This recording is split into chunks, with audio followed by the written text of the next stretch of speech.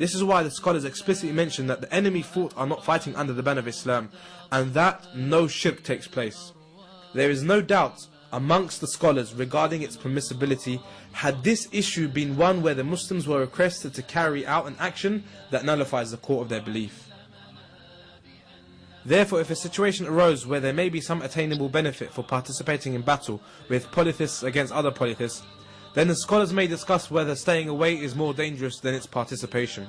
However, if for example the polytheists demanded that the Muslims were to wear their symbols of disbelief, whether it be a cross or some other type of kufr, in order to participate to attain a greater good, then there is no room in this scenario for debate regarding its permissibility. This is so as this is a nullifier of the core of faith, and no benefit can justify such an action.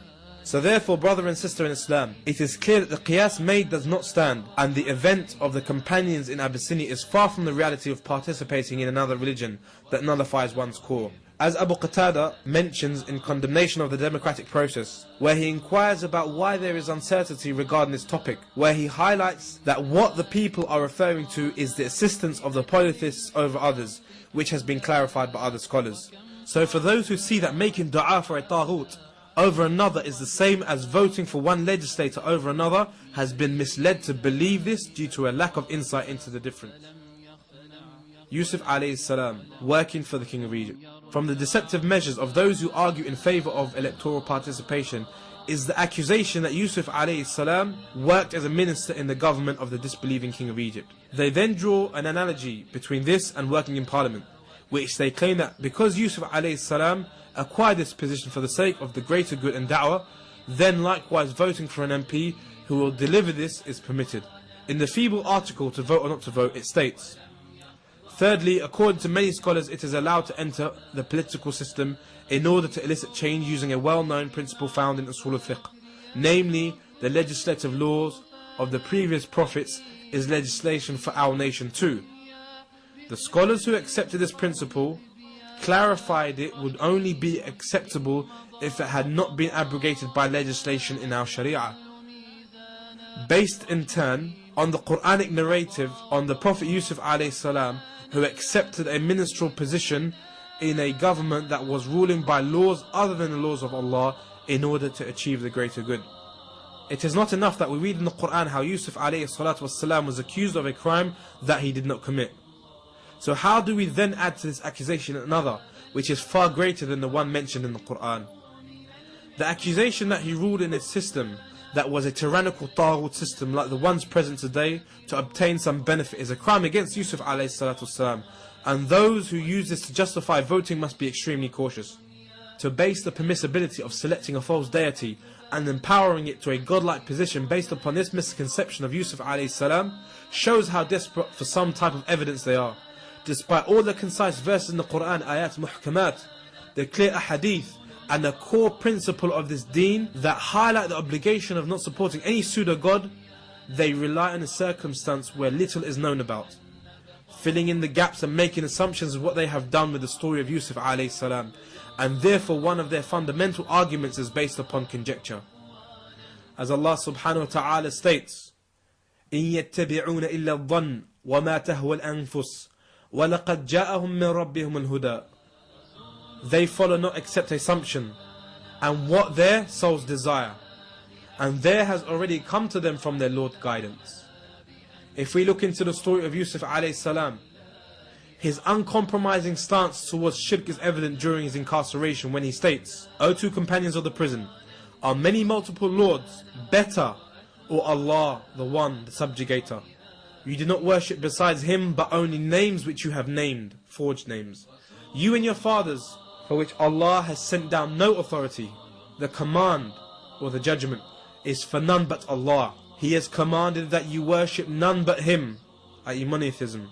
That is the true, straight religion, but most men know not. The scholars of tafsir, such as Qurtubi, state that he refused to interpret their dreams until he familiarized them with Tawheed. His lineage was one of monotheism, the son of Yaqub, the son of Ishaq, the son of Ibrahim alayhi salatu wassalam. These were the greatest players in calling people to the oneness of God, and they all took the same uncompromising stance against shirk. It was the same stance that the final messenger sallallahu alayhi wasallam took when he refused to submit to their offers of what they threw at him from the worldly riches. As stated in an authentic hadith narrated by Bukhari, the Prophet ﷺ states, "Prophets are brothers, all from different mothers, yet their father is one, and their deen is one." This highlights that although they may have come with different legislations, the core of the religion was one, singling Allah out alone in worship. As the verse states, "And verily we sent to all nations a messenger, calling the people to the worship of Allah and to abstain from Taghut. وَلَقَدْ بَعَثْنَا فِي كُلِّ أُمَّةٍ رَسُولًا أَنِ اعْبُدُوا اللَّهَ وَاجْتَنِبُوا الطَّاغُوتَ." Therefore, for us to say that Yusuf ﷺ placed himself in a position where the laws of Allah were violated, i.e. major shirk taken place, for the sake of bringing about some benefit is a damning accusation. Which prophet ever compromised his call? Which prophet ever settled for partial implementation of Tawheed? Rather, what we have is a messenger who won over the trust from the king for his religion and gave him a free role to rule however he desired. This is by far a different reality to entering into parliament and being subject to the decision of the majority and then having it established in the name of that parliament, which in effect it's being passed in your name. It is not confirmed as to whether the king became Muslim or not.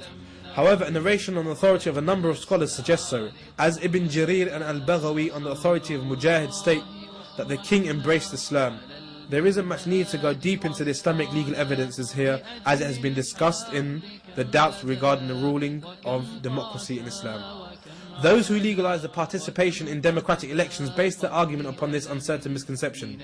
Although, as clarified in the above mentioned article, the scholars state that if there is a difference in possible meanings, then the use of that argument as evidence drops.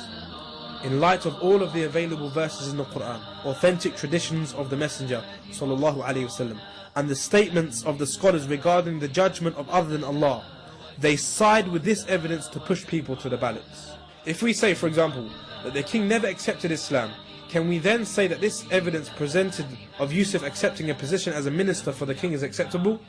Firstly, it's incumbent upon us to recognize that the qiyas used here, as that's what it is not accepted. This is so as these people have drawn an analogy with the incidents that led him to being a minister and its reality to the reality of a Muslim becoming a minister in a democratic system, which is very different. They then go further to say that if an individual can enter into the democratic system as Yusuf ﷺ did, then surely it's permitted for people to vote. So what is the difference between the two realities? The first factor that we must recognize is that there is not much known about the king, other than what is mentioned in the Quran and maybe in various ahadith, as well as the tafsir, although it mentions him becoming Muslim. Likewise, not much is known about the reality of the situation and what the role of Yusuf entailed. Again, although the verses and narrations state that he was given full authority in the land, the rest is merely the thoughts of people, often based upon conjecture.